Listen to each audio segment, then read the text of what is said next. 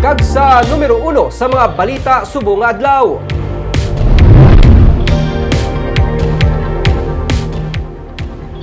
PNP ginausisa ang alegasyon sang pamilya sang ginpatay nga commercial sex worker nga ang bugaw nga ginutdan sang ulo amo man ang responsable sa pagpatay sa ilang himata.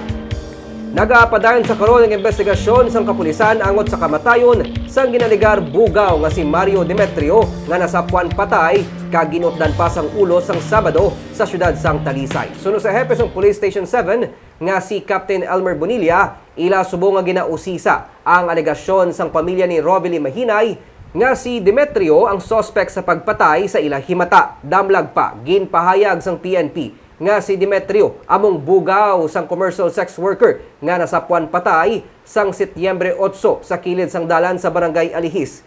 Ginatudlo sang pamilya Mahinay nga si Demetrio among mismong nagpatay sa ilang himata. Wala ginadula sang PNP suno kay Bonilla ang posibilidad nga si Demetrio amo man ang suspect apang kinahanglan pa nila sang ebidensya. Nagabuligay sa karon ng Bacolod City Police Office kag ang Negros Occidental Police Provincial Office sa investigasyon sa kamatayon ni Demetrio kag padayon ang pagpatod kung sino ang responsable sa pagpatay sa iya.